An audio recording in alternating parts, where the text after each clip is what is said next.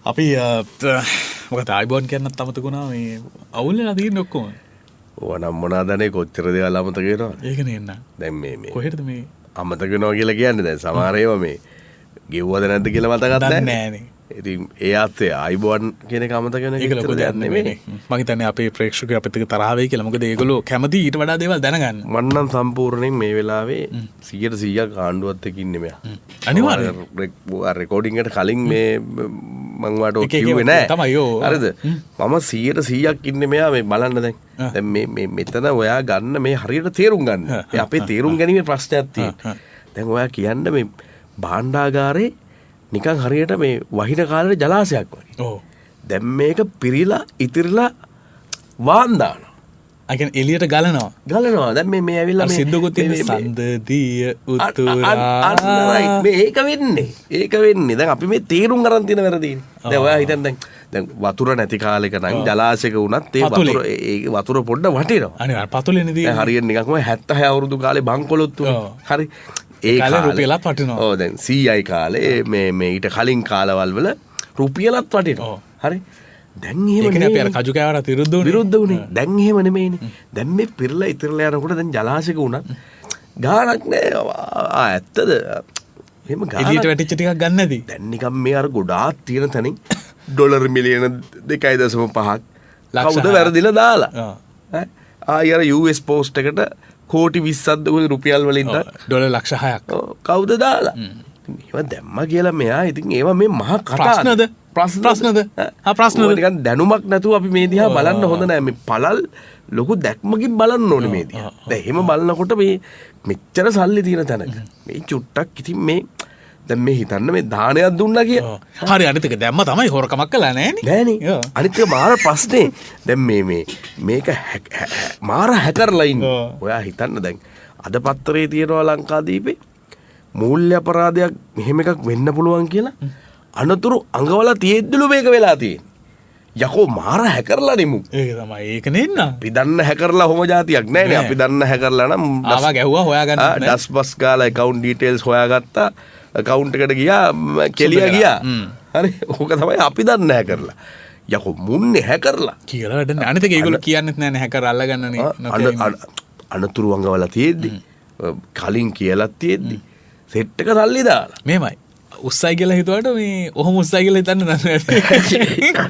පාර කතාව මතක නෑ. කොහොමාරි මේ හැකර් කියන නමට අලුත් අර්ථකථනයක් දීම ගැනත් අපි සන්තෝෂයි. ඇත්තටම සියල්ල වෙනස් කරන ලංකාව. සියල්ල කියන්නේ මෙහෙම හැකර්ලා නම් ඇත්තටම අපි දැකලත් නෑ. අපි අහලත් නෑ. මම ලෝකේ හැකර්ලා කියන જાතිය මට සර්ච් කරලා බැලුවා. මේම જાතියකට හැකර්ලා කියන්නේ නැහැ. එහෙනම් අපිට මෙහෙම කරන්නයි. කලින්ම කට්ටිය පොඩ්ඩක් කට්ටිය රැස් වෙලා පැලවත් හරි ගොයි හරි ගමන්නේ. අමාරු රැස් වෙන්න බෑ.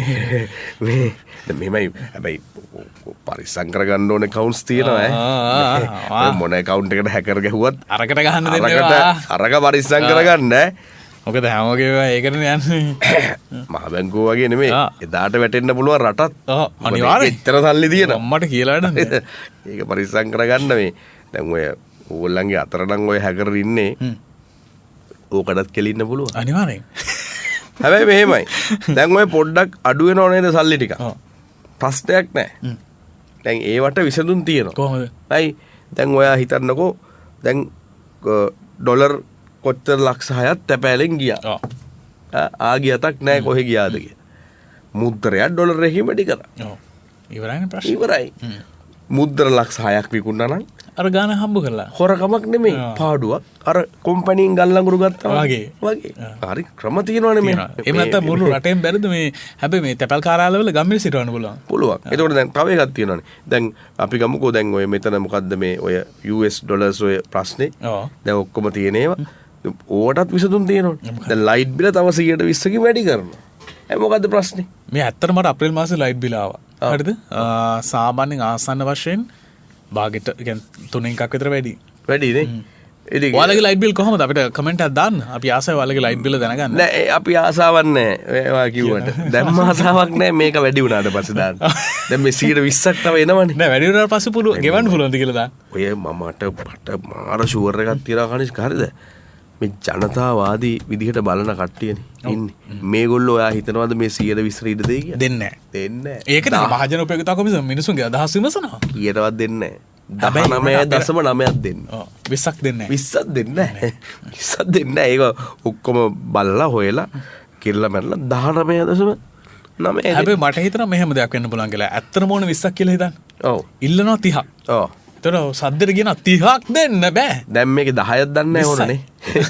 එතකොට 10ක් දන්නේ නැහැ මේකේ ඕන. එතකොට 20ක් කිල්ලුවම 15ක 5ක් වැඩිපුරක් තමයි. හැබැයි මේවා මොළ මේවා පට්ට මොළ. හැබැයි අපේ රටේ මිනිස්සු ඔය උපයෝගිතා කොමිසමට ගිහින් කියන වැඩි කරන්න කියලා. මට ඒක ෂුවර්. ඒක කියනවානේ කලින්ුත් කිව්වානේ. කියනවා අනිවාර්යෙන් කියනවා. අපේ මිනිස්සු අනිවාර්යෙන් ගමක් නගරයක් පාසා කොමිසමේ මහත්තුරුන්ගේ ගෙවල් වලට හරි ගිහිල්ලා ඔයලා ටෙලිෆෝන් කරලා ඔක කියනවා. වැඩි කරන්න. මේ කරුණා කරලා වැඩි කරන්න. ඕගොල්ලෝ අමාරුවෙන් ඉන්නේ. මේ ගල්ලඟුරු කුමාර මහත්තයාගේ වට ඩීසල් ගානවා. හරි අමාරුවෙන් යන්නේ. මේ කාලේ මිනිස්සු මේ එක එකව පාවිච්චි කරනකොට කරුණා කරලා මේ ගන්න. බිල වැඩි කරන්න. අපිට කිසි ප්‍රශ්නයක් නැහැ. අනිවාර්යයෙන්ම බලන්න කියන්නේ නැද්ද? මිනිස්සු කියනවා ඔයගොල්ලෝ කියන එක අනුව කරන්න. අපිට එහෙම ගිවන්න බැරි කමකුත් නැහැ. මේ මොන වුණත් හැබැයි මෙහෙමයි. මං කියන්නේ මේ ඇවිල්ලා මේ අලුත් ආර්ථික න්‍යායක් නෙමෙයිනේ. දැන් මේක ඇවිල්ලා ඔයා හිතන්න මිනිස්සුන්ගෙන් කී හරි එකතු කළ සමාජ ප්‍රාග්ධනය. හරිද? සමාජ ප්‍රාග්ධනය. ඊට පස්සේ මේ කේල් කැනේ ටී-ෂර්ට් එකේ සපත් දෙකේ ඉඳලා යට ඇඳුම ඉඳලා මේ හිල් තියෙන ඒවා හෝ නැති ඒවා මොනවා හරි කමන්නේ. එහෙම අරගෙන මෙච්චර පුළුවන් වුණා නම් මේ මිනිසුන්ට ගොඩ නැගෙන්න පුද්ගලිකව. මේ එතනින්නේ ගන්න වෙන්නේ. දැන් මෙයා ඔයා හිතන්න පිට රටවල රාජ්‍ය නායකයෝ ඇමති ඇමතුරු ගත්තාම ලොකු සල්ලිකාරයෙක්. දැන් ඩොනල්ඩ් ට්‍රම්ප් මහත්තයා ලොකු බිලියනපති. හරි. එයා රටේ ජනාධිපති. දැන් මං කියන්නේ ලෝකේ එහෙම රාජ්‍ය නායකයෝ ඉන්නවනේ. අර කලින් අගමැති කෙනෙක් හිටියා මේ එංගලන්තේ නේද? මේ දැන් දෙන්නේ තුන්දෙනෙක්ට කලින්. දැන් එක්කෙනා නම් මන් දන්නේ නැහැ. ඒතකොට ඒගොල්ලෝ එහෙමයි. දැන් අපි කියන්නේ දැන් පෞද්ගලිකව ගොඩනැගිච්ච මිනිහෙක් තමයි රට හදන්න ඕනේ. අනිවාර්යෙන් අපේ රට දැන් මේ මිනිස්සු ගොඩනැගිලානේ. අපේ රට හදනවා. දැන් මිනිස්සු ගොඩනැගිලා නැද්ද? ඈ පොඩි දේ හම්බෙච්ච දේ සමාජ ප්‍රාග්ධනය කළමනාකරණය කළා ලොකු සල්ලිකාරයෝ. ඉතින් මේ මිනිස්සු පුළුවන් රට හදන්න. අනිවාර්යෙන්. ඒ දැක්ම තියෙනවානේ. මම hina වෙන්න එපා බැරිද? නෑ පුළුවන්. මං hina වෙන්නේ මං අඬන්නේ. අපි කියන්නේ මේ දක්ෂයෝ. ඒ නිසා මේ යක්ෂයෝ දක්ෂයෝ මට යක්ෂයෝ කියලා කියනවා. හරි. මේ කොහොමරි කමන්නේ. අපිටත් දැන් ඇත්තටම තේරෙනවා ඔයගොල්ලෝ දක්ෂයෝ කියලා. හැබැයි අර මෙහෙම එකක් තියෙනවා.